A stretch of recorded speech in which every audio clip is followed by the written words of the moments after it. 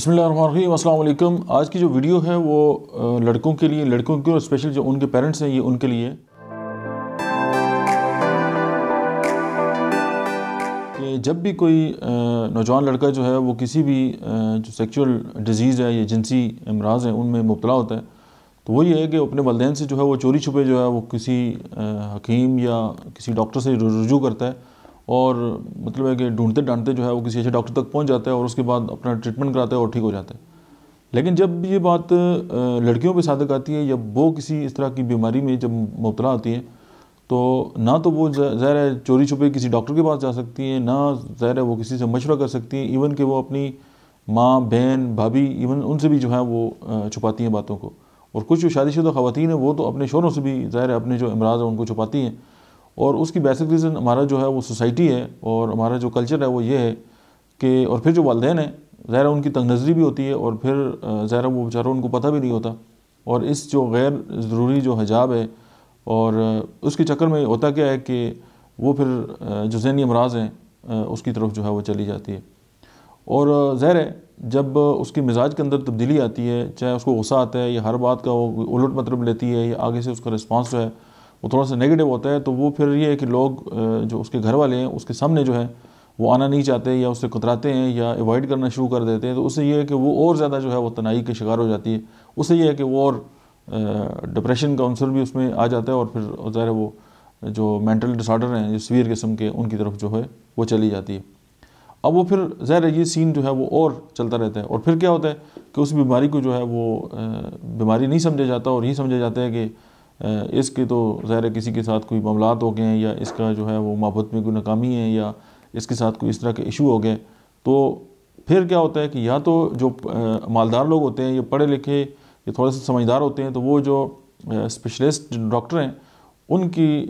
जो स्पेशलिटी है उसमें ही उलझ कर रह जाते हैं। और जो गरीब लोग होते हैं जिनके पास पैसे वगैरह नहीं होते, तो वो ये तवीज़, धागे और गंडे और फिर जो ये डब्बा पीर होते हैं उनके चक्करों में आ जाते हैं और जो अपनी जमा पूंजी है वो भी लुटा देते हैं। और अक्सर आपने ये भी देखा होगा कि मीडिया पे रिपोर्ट्स भी आती रहती हैं कि सम टाइम जो है कि उनकी इज़्ज़त जो है वो भी ख़तरे में जो ख़वातीन है उनकी पड़ जाती है। और फिर क्या होता है कि अगर इस तरह का कोई खातून अगर उसके साथ अगर इस तरह के मामलात हो जाएँ तो फिर तो वो ज़िंदा जो है वो दरकोर हो जाती है, क्योंकि उसके ना तो उसकी कोई बात सुनने वाला होता है, ना उसकी बीमारी को अंडरस्टैंड करने वाले लोग होते हैं। बल्कि कुछ तो जाहिल किस्म की जो माएँ हैं वो तो कहती हैं कि तुम्हारा तो किसी के साथ चक्कर है और तुम तो चाहती हो कि तुम्हारी शादी हो जाए और तुम्हें तो मतलब व्हाट्सएवर जो भी बातें जो हैं वो चलती रहती हैं। और फिर ये है कि ज़ाहिर है जब अगर कोई खातून जो है वो शादीशुदा है और उसके जो हैं वो घर के अंदर जो है वो मसाइल शुरू हो जाते हैं और उसकी जो त्वचा है अगर अपने बच्चों पे या अपने हस्बैंड से जो है वो हट जाती है। अब बेसिकली ये है कि ये इसके साथ एक इशू होता है नफसाती, लेकिन घर वाले ये समझते हैं कि जी अब ये तो पता नहीं कोई पुरानी यादें इसको आ रही हैं, तो नचाकी स्टार्ट हो जाती है। और फिर जो ससुराल वाले इल्ला माशाल्लाह अगर बहुत ही हाईली क्वालिफाइड किस्म के लोग हैं, तो वो फिर ये है कि अपनी जो बहू है बजाय इसकी कि उसको अंडरस्टैंड करने के, वो फिर उसकी जो बातें हैं उसके वालिदैन तक पहुँचाते हैं। और फिर अगर वो भी मतलब है कि बहुत ज़्यादा जो है वो समझदार हैं, तो फिर वो एक लड़ाई झगड़ी और फिर तलाक और ख़ुदकुशियाँ और एक नया सीन जो है वो स्टार्ट हो जाता है। अब ज़ाहिर है जब एक खातून जो है अपने घर वालों से बदसलूकी करेगी या गुस्से के आलम में जो है वो कपड़े वगैरह फाड़ देगी या बच्चों पर जो है वो तशद्दुद वगैरह कर देगी, तो डेफिनेटली उसके सामने कोई भी नहीं आएगा और फिर वो और अकेली और अकेली हो जाएगी। एक मुताद अंदाजे के मुताबिक पाकिस्तान में हर 5वीं औरत जो है इस बीमारी का शिकार है। और ज़बरदस्त बात यह है कि उसको पता भी नहीं है कि वो इस बीमारी का शिकार है और वो इन मामलात के अंदर जो है वो गिरी होती है। और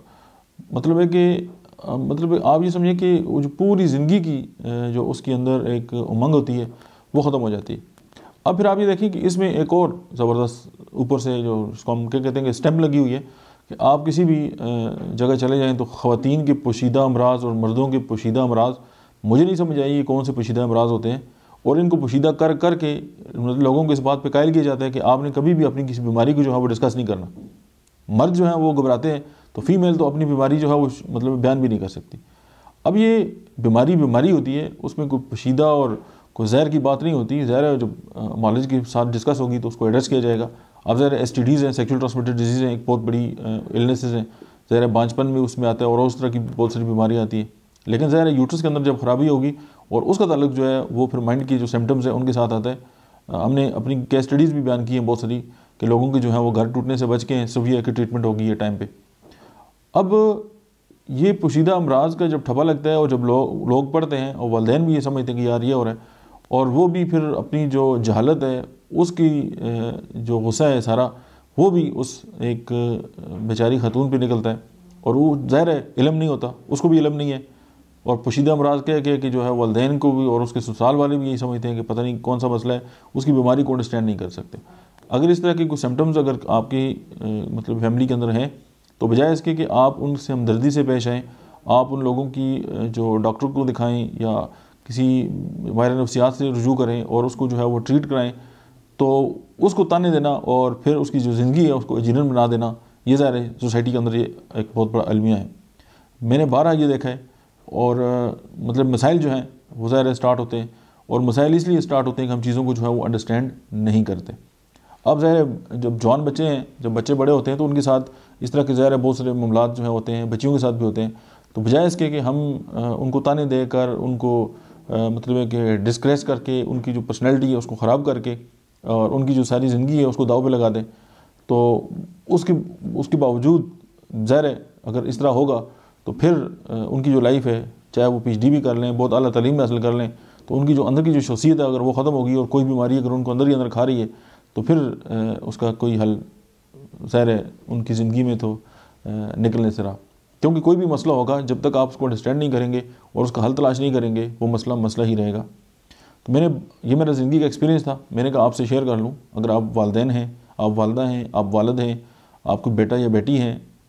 मेल हैं या फीमेल हैं, अगर आप इस तरह का कोई इशू है तो आप इस पूरे लेक्चर को सुने, बार बार सुने, अपने जो फ्रेंड्स हैं उन तक शेयर भी करें ताकि वो इस बात को समझ लें और अपने जो मसाइल हैं उनका जो है वो हल तलाश करें, बजाय इसके कि वो ये पोशीदा अमराज और इन्हीं चक्रों में पढ़ के जो है अपनी सेहत का जो है वो बेड़ा गर्क कर दें। आज के लिए इतने ही, मिलते हैं नेक्स्ट वीडियो में, तब तक आप देखते रहिए डॉक्टर अहमद याद ऑफिशियल।